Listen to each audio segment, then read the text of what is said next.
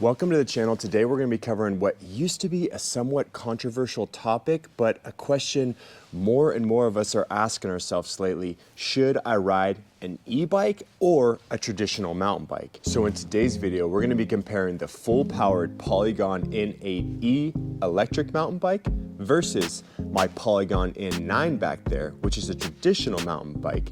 Plus, we're going to cover this lightweight option from Forestal, which could be the ultimate choice for a lot of riders out there. And I'm also going to go over 3 pros and 3 cons to owning and riding each one of these bikes. So let's go ahead and get into it.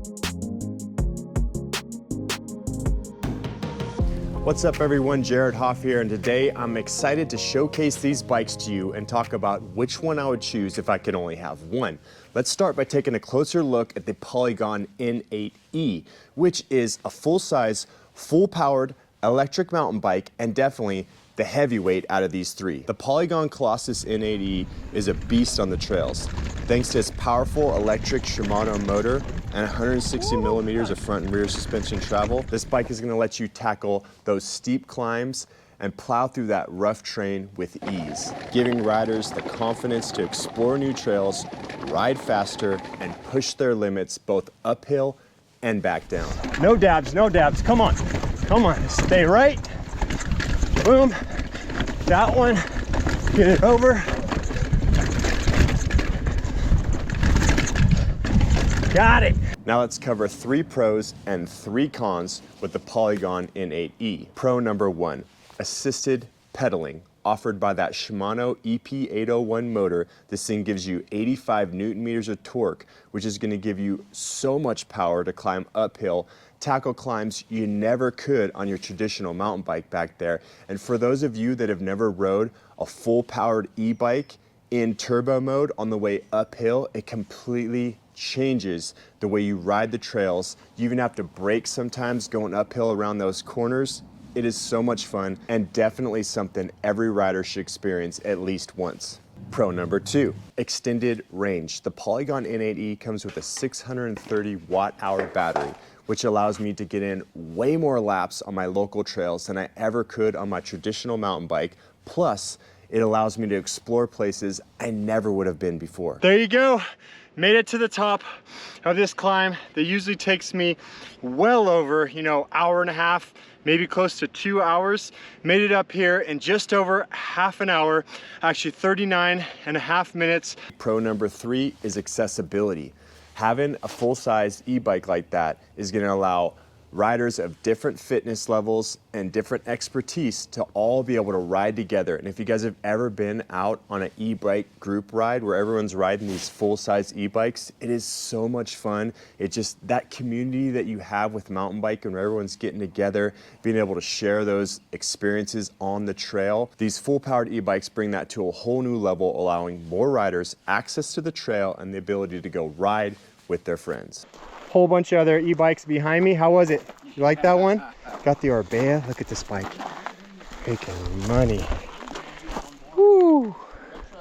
Now let's cover 3 cons with full-size e-bikes like this, starting with the cost. Even though e-bikes have came down in price a lot lately, you're still going to pay about $1,400 more for that Polygon N8E than you would for the Polygon N9, which is basically the same bike without the motor.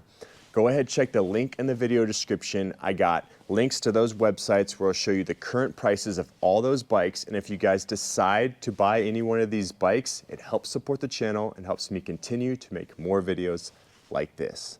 Now moving on to con number 2, which is the maintenance on these bikes. Not only do they have motors and batteries that you're probably not going to be able to work on yourself, you're also going to be wearing through that drivetrain, those brakes, those tires a lot quicker, making these bikes more costly to own and to maintain. And con number 3 with these full-powered e-bikes is the weight. These heavy e-bikes, due to that motor and that battery, just weigh a lot more, about 20 pounds more on average than your regular mountain bike, meaning that it's going to change the way that bike rides downhill, makes it a little bit harder to maneuver on your way downhill. It's also harder if you have a truck like me to get the thing up into the back of the truck onto that tailgate pad. So con number 3 is definitely the weight of these bikes, which is something that a lot of people don't like about full powered e-bikes like that. Now let me tell you a little story about the non-electric version of this Polygon N8E, which is that Polygon N9 back there. As you can tell by looking at this bike, it has pretty close to the same setup as the N8E, only it relies solely on your leg power to pedal that thing forward. No fancy motor or battery, but I've been blown away by how great this bike performs. And at one point, I swore that was the only bike I actually needed. Now the pros of a regular mountain bike like that include, well, for one, just the simplicity of the bike. Regular mountain bikes are straightforward with no motor or battery to maintain or remember to charge. 26%, 25%, 24% is probably coming soon. This thing is just blowing through battery. Pro number 2, physical fitness. Riding a regular mountain bike provides a full body workout, improving both your physical and your mental strength, which is something a lot of us are going after when we get out on the trails for a ride. And pro number 3 is the lighter weight. My Polygon N9 weighs quite a bit less than the Polygon N8E. 37 pounds, 6 ounces, over 57 pounds, 14 ounces. Making it easier to transport and to ride, and for someone like me that's always looking for those jumps and those drops, a lighter bike like that is definitely something that I prefer. Now some of the cons of a regular bike compared to full-size e-bikes are, number 1, the limited range. Riders are limited by their own physical stamina, which limits the number of uphill climbs and downhill runs you can accomplish in a given time. You ever been frustrated by that guy on a full-powered e-bike lapping you while you get one climb up the mountain and one run back down? Yeah.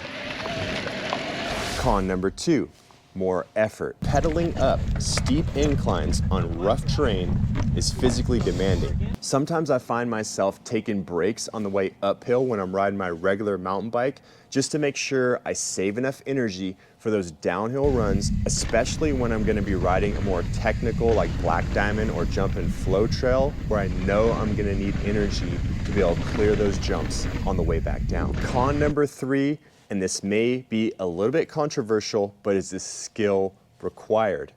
Climbing uphill on a regular mountain bike, especially if you're talking about those technical uphill climbs, just requires a little bit more skill when compared to a full-powered e-bike with that pedal assist that's just allowing you to plow up through those uphill rock gardens and tackle those nasty climbs with ease. But let me know what you guys think. Do you guys think it takes more skill to ride a full-powered e-bike or a regular mountain bike like that Polygon N9? So you can see right there, we covered some pros and cons with the full powered e-bike and the regular e-bike.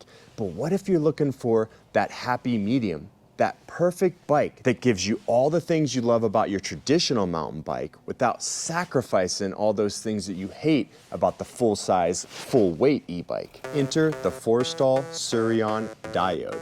This thing is a lightweight e-bike that combines the agility of a regular mountain bike with the assistance of electric motor. All right, see you guys up there. Thank you, Jared. How about that? The Siryon Diode is perfect for riders who want that feel of a normal mountain bike when riding downhill, but also want that extra boost of power to make those uphill climbs easier, extend their riding range, give them more laps in a given time, and ultimately lead to more downhill, fast-paced runs.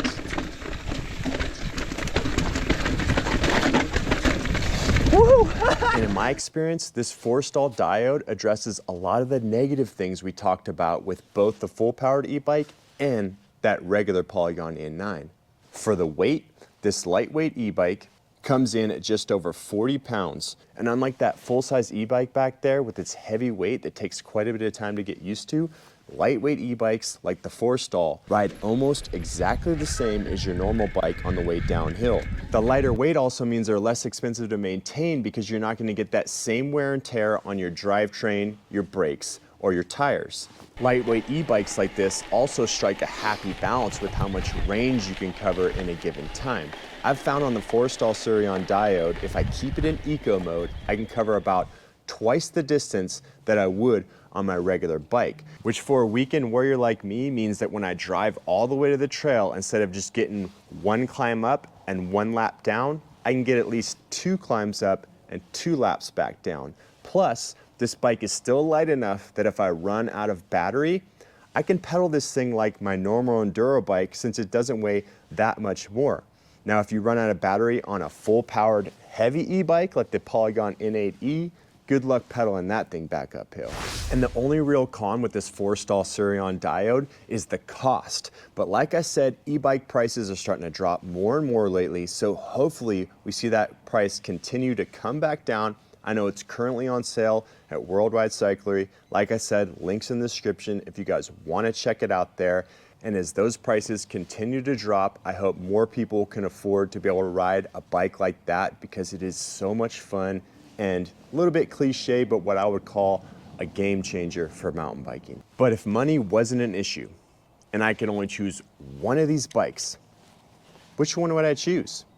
Well, that's a real decision I've been faced with lately. The companies that let me borrow these bikes to do reviews have been reaching out to me and said, hey Jared, we want you to send the bikes back when you're done reviewing them, but we're gonna let you keep one. So I can only keep one of these bikes. And I've been thinking about that a lot lately. And the bike that I'm gonna choose to keep is the Forestal. No, wait. I mean, I can't get rid of my regular Polygon N9 back there. Shit, this decision is gonna be harder than I thought it would. Leave a comment down below, let me know which bike you guys would choose.